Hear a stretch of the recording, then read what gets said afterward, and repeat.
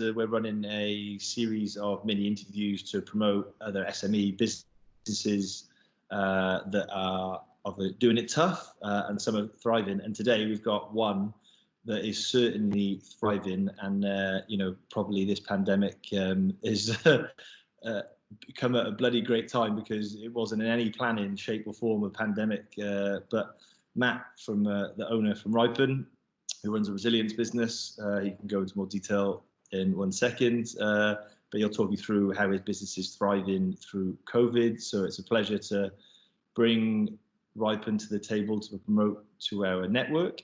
For those of you who might have seen via LinkedIn, actually Ripen as a business has helped Talenza pretty much from day one, from everything to do with resilience training, performance coaching, executive coaching.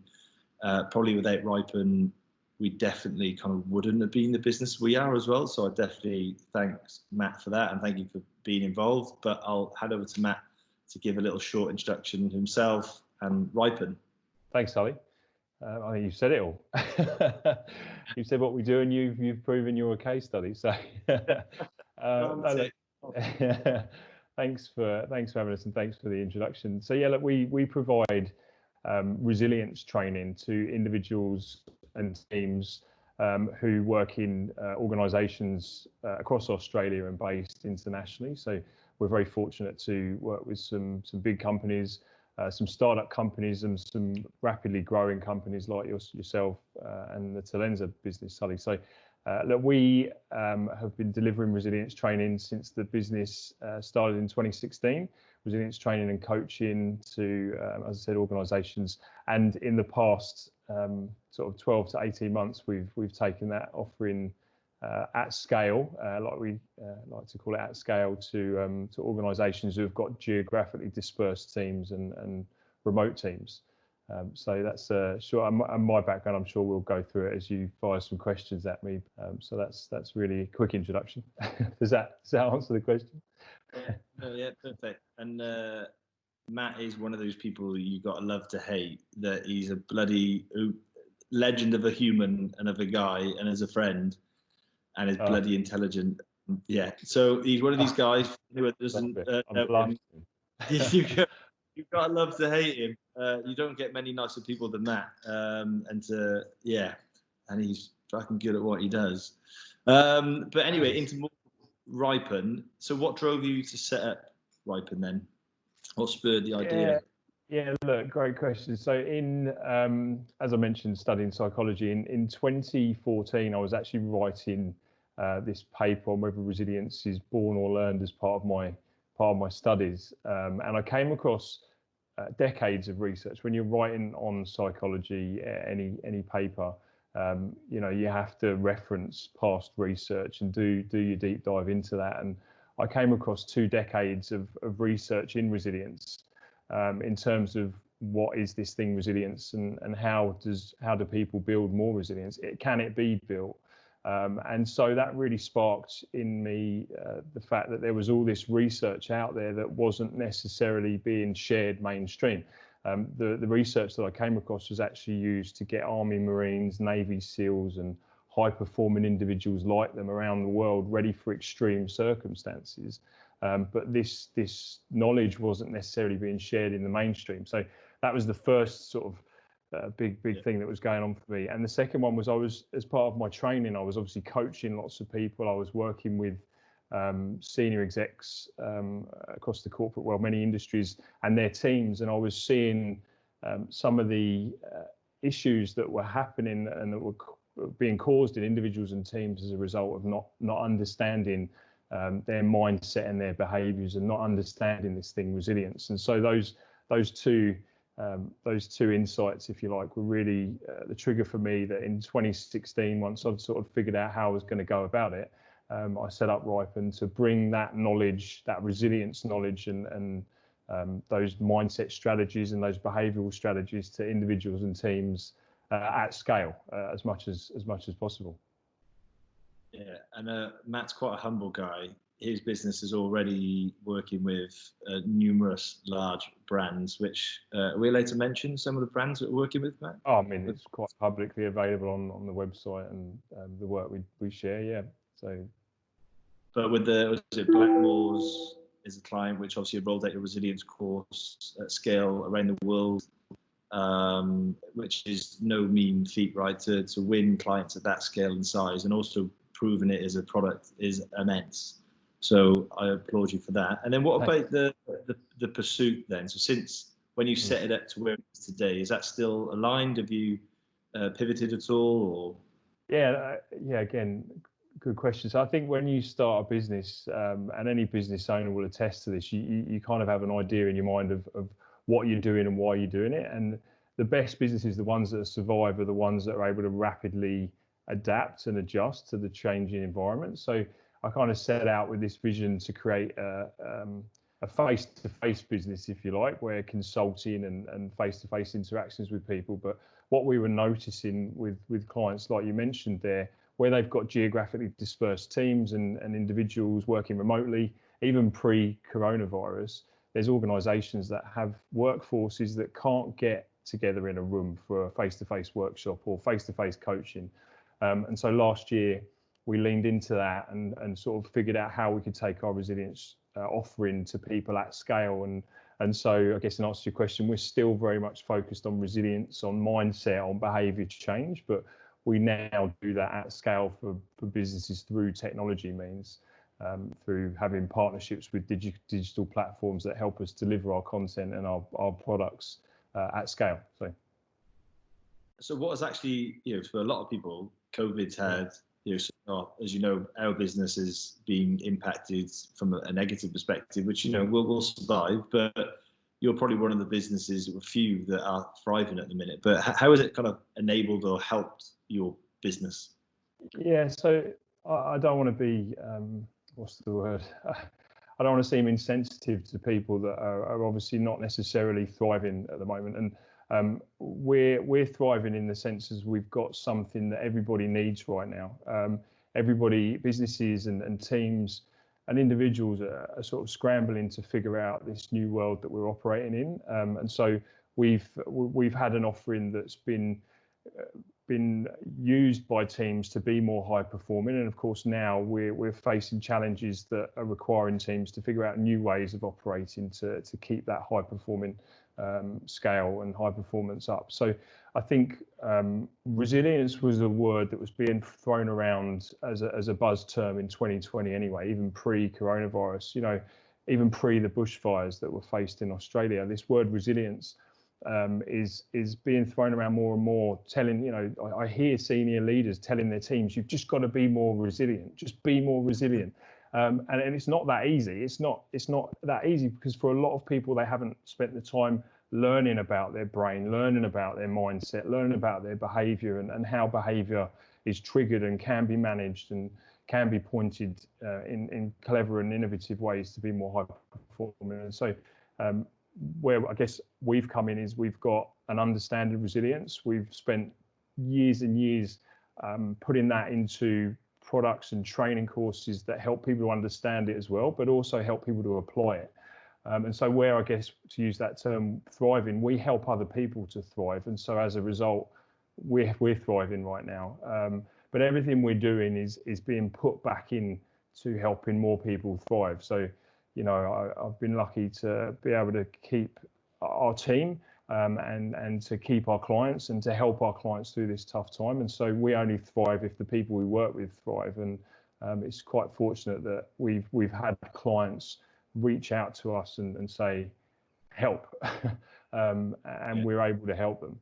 And so I'm grateful for all the effort that myself and the guys I've worked with and my team have got to this place where we're in a position to help people, and we'll continue to do that. It's a tough one, isn't it? Like, I think it's obviously something that's really needed from a coaching, from a resilience perspective. So I think some people are self-aware, a lot of people aren't. And if you haven't been trained or don't know how to convey how you feel and how to adapt to it, it's something that doesn't come natural. It is so many of those leaders that are saying to people, you need to be more resilient. Them themselves as leaders don't understand it, which obviously was from a battle. But what types of businesses you see, and what types of leaders are? How do you get people as a business owner then to understand that they need it? It's something they've never had training on before. They've never had it. How do you, the clients that are more traditional, to want it? So the question that we typically ask people, and whether it's a senior leader or an individual in our training, is one of the first questions we ask is, do you think resilience is something you're born with or something that's learned?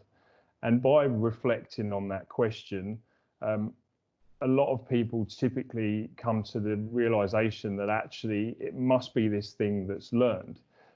Because if you think about when you're a child and some of the experiences you have, you know, being bullied in the school playground, for example, or I remember I was in, one of my first days at my high school, you know, when you've got that awkward first experience of being picked for a team, you know, in the playground, you know, I don't know what the equivalent is for women, but for guys, you know, you're about to have a football match and you're deciding who's on whose team, and you have that moment where you're being picked.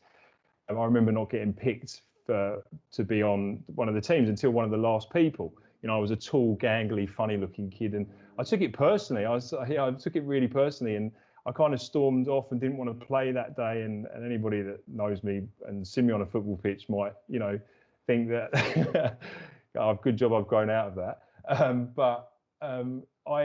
You learn, right? I learned that wasn't a good. The only person who got hurt from that was me, and so I learned that, you know, throwing a tantrum didn't benefit me. And so in my life then, whenever something didn't go my way, luckily I'd learned that throwing a tantrum wasn't the best response. And so we do learn resilient behaviors as we go through life, or we don't, of course. And unfortunately, we can sometimes learn resilience behaviors from our environment or from our primary caregivers that might not actually benefit us and benefit our resilience, right? We can learn beliefs and behaviors that actually impede us being resilient through tough times.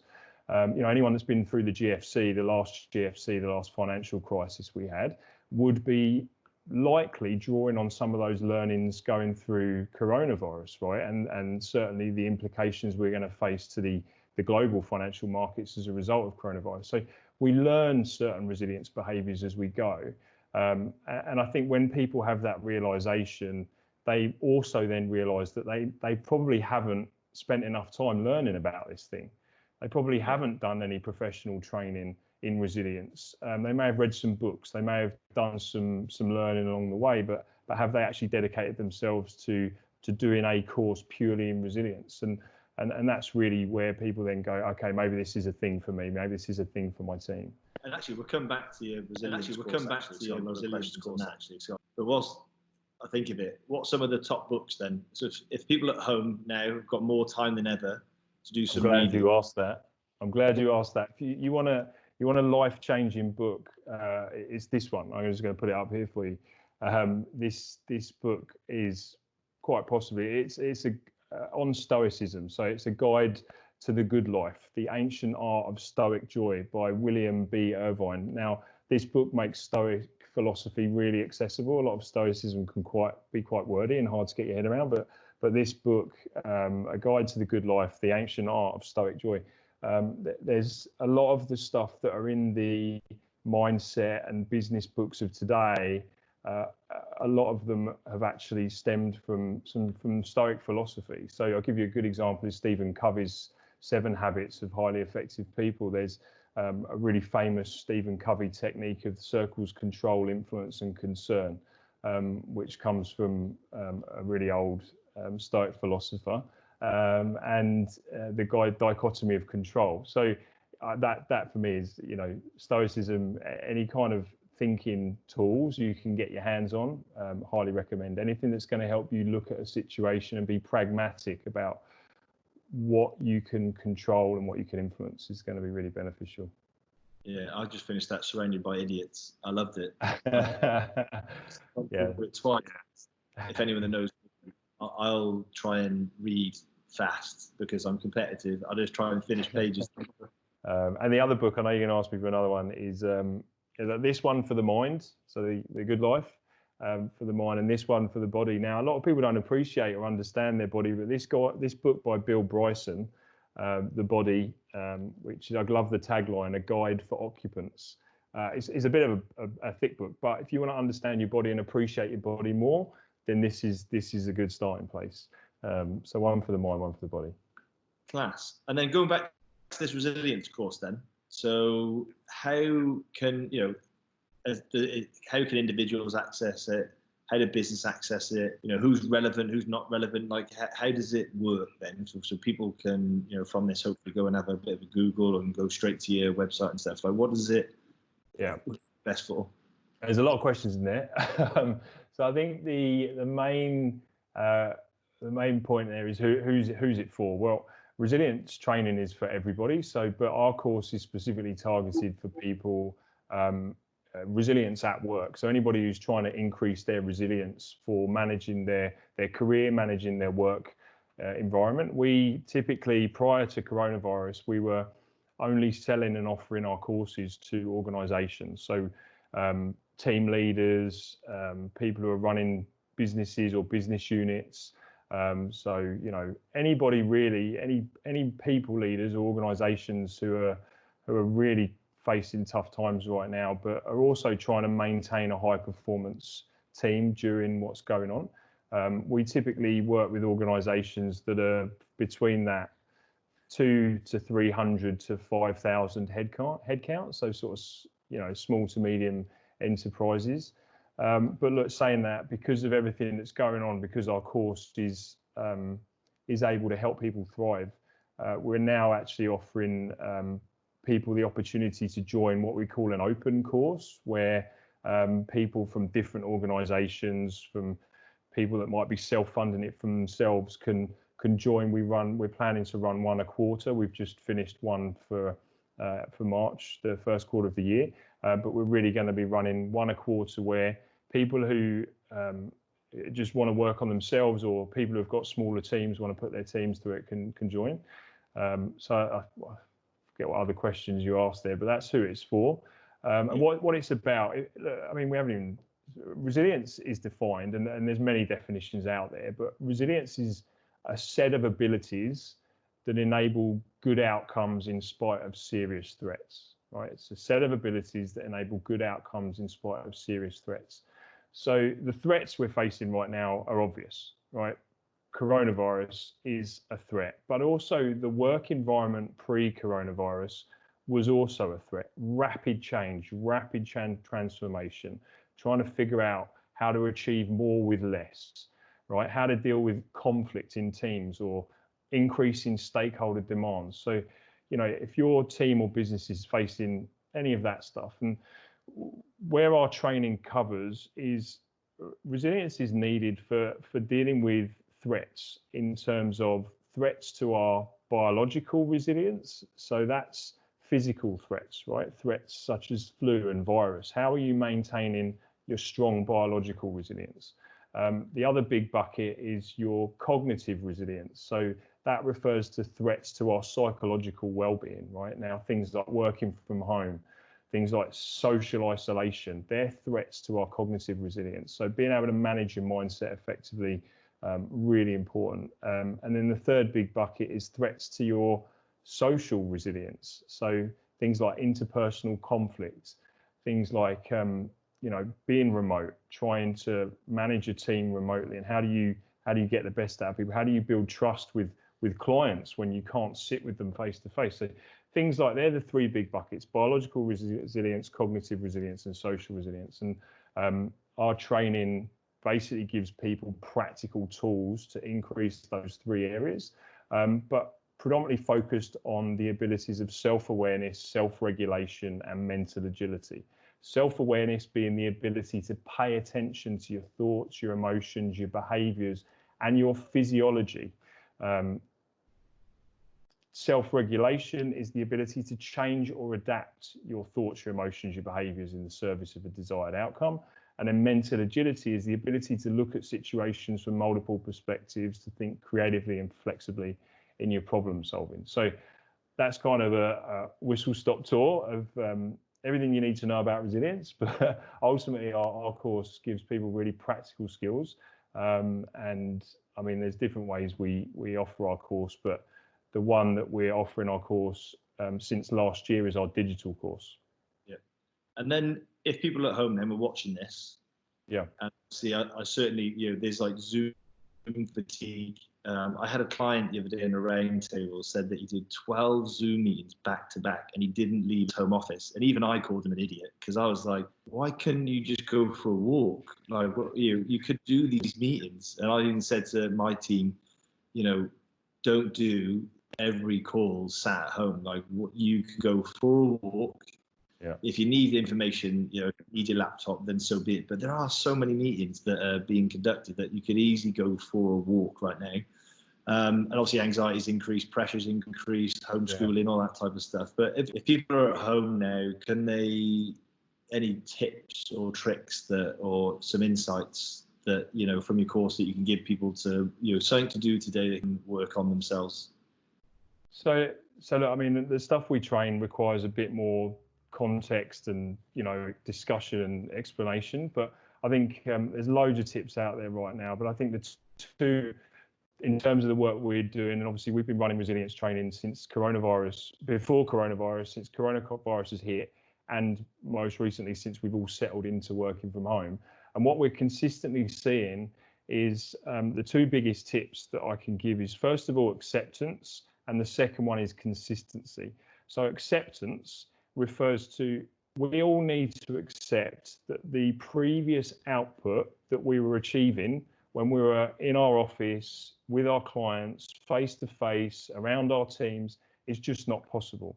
We've got to accept that the output that we're able to generate, the best we can do is the best we can do. So acceptance will really take a lot of pressure off of, and obviously I'm not saying you shouldn't excel and you shouldn't still aim to achieve greatness, but acceptance that the previous level of output is just simply not going to be possible, especially if you're homeschooling, especially if your internet's dropping out and you've got a truck, dropping off a skip outside your window. So acceptance is the first big one. And you showed great resilience, by the way, recovering from that. Well done. The second is consistency. So again, links to the acceptance. Because you're not able to achieve the same level of output, the chances are you're not going to be able to do all the behaviors that you were previously doing that made you really effective. And you're probably having to give up some time to manage all the other stuff that you've got going on around the home, or all the other stuff that's going on in your head. And so consistency, what I'm referring to there, is there's probably 2 or 3 behaviors that if you just were consistently doing those every day, no matter what are those consistent behaviors, and just make sure you're doing those consistently. So 2 or 3, what are the behaviors that if you just make sure you do those at all costs? It might be the team check-ins. It might be doing your to-do list at the start of the day. It might be getting out of the house for at least an hour for a break or for some exercise. But what's the 2 or 3, and it could be a few more if you need it to be, but what are the behaviors that if you just get those consistently right, then they're going to be enough while we get through this crisis, this pandemic. Yeah, thanks. And some of the things that I've been given to our staff, and even like talking and passing some ideas on to clients, because it is amazing. I think there's so much pressure put on, certainly from a parent's perspective, people who've got kids. And then there's a lot of people that just personally put pressure on themselves that they want to perform, like you said, at the levels they were in the office. You've got bosses who maybe, the classic archaic method of unless I can see you, I can't trust you, or people that are normally used to craving recognition so that they like to be around people to show their good work, and they've got none of that. And they're actually, you can tell, speaking to clients and candidates, there are some real struggles mentally. And I do think that certainly your course, or if they don't choose you, but there's so many different avenues out there, or even like call people, there's hotlines, mental health awareness, all these types of things. Yeah. I'm personally raising money at the minute for the Black Dog Institute, because I think mental health access is certainly, there's a large portion of people in the world that just can't It's And just look, the number one thing that's dropping off of people's priorities at the moment is self-care. No, don't get me wrong, lots of people are using this time to take better self-care, which is great, but there's also lots of people who are prioritizing the kids' needs, or prioritizing their partner's needs, or prioritizing the working from home, and the self-care is plummeting. But the thing we talk about self-care is, if you're not taking care of yourself, you can't take care of others anyway. So Army, Marines, Navy SEALs, they're trained to take care of themselves first. They know exactly how much food, exactly how much fluid, exactly how much rest and recovery time they need to be at their best for themselves, so they can then be at the best for their unit. And so really taking time for self-care. I mean, the example you gave, the guy going out for, staying in for 12 back-to-back Zooms, like that's the opposite of self-care. That's prioritizing other people's. But, you know, again, it comes down to that consistency in behaviors. And if you consistently plan to take a break, to give yourself that mental recovery time, that physical recovery time, if what you're doing is physically stressful, then that's really where you're going to start to see the benefits in your performance. And look, the other place that you can go for free resilience stuff from us is I personally regularly post on LinkedIn a few times a week, just really quick, sharp resilience tips.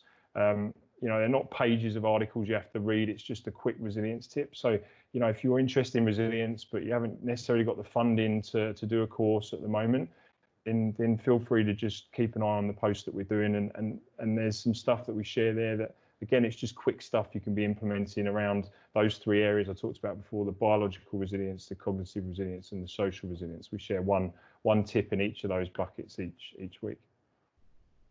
On your point, actually, I call it what you said about the military guys. I call it the flight mode. Look after yourself first, and then take care of others. And just do something every day that fills your bucket up in it. What you know, if it is just sat on the couch watching a really crappy program, then do it. But more often than not, it is doing it, sewing, walking, running. Just do something. Cooking. You've got to do one thing a day. I keep telling all our staff, anyone I speak to, I don't know, I feel I've got the bee in the bonnet to try and help people to be mentally stronger at the minute. You know me, I just take on the world for some reason. Yeah. Look, and there's plenty of studies out there where it's been proven that actually taking a mental break, taking a physical rest break, can improve performance, right? There's a theory in psychology called cognitive load theory, where at certain points when we're absorbing new information or processing new information, as an example, we get to a point where the shutters go down and we just can't take in any more new information. Our brains have reached the point where they mentally need a break. And the signs of that are you start to perhaps yawn, or you start to get more easily distracted. You know, and you've probably experienced this when you go to a day of a conference, for example. There's points in the day where you just find your mind wandering. And that's often because we're not given enough rest breaks to let our brains process the information and to connect the dots with what we may have learned. And so planning as little as 10 to 15 minutes of rest breaks, you know, every 2 hours, just 10 to 15 minutes to sit and maybe just make a cup of tea or coffee, or just do nothing. But of course, now people take those 10 and 15 minutes and they grab their phone and they go on their social media, or they'll go and catch up with someone and they're talking about work. And so it's really important to take time out to rest, but actually force yourself to rest. And so whatever, as you said, whatever fills your bucket, and we know rest fills our bucket because we have to sleep. You know, we need to get between 7 and 9 hours sleep a night. And, you know, there's people that suffer from insomnia. We know there's physical impacts that happen as a result of our bodies not being able to get that recovery time from sleep. So it's the same during the day. If we're not giving ourselves recovery time, we're actually impeding our performance. And by taking time out, it increases our creativity and it actually increases our productivity. Amazing. Right, we can't steal too much more of your time, and obviously there'd be no point coming to your website otherwise. And I could talk about this stuff all day, so you probably get sick of me. So let's wrap it up there. We'll have the Ripen link in this video so people can click on and go and browse and read your content. I definitely stress I've been, I've worked with Ripen. I've seen the upside for our business. Matt's a legend. So if people want to follow the website, have a link, reach out to him, reach out to me, I can introduce you. But definitely, if you need some help at the minute, want some advice, then certainly click the link, follow it, and go and have a chat to Matt and his team. But thanks again, Matt. And we appreciate all your advice and obviously being part of the series. And we'll see you again soon. Absolutely. Thanks for having me.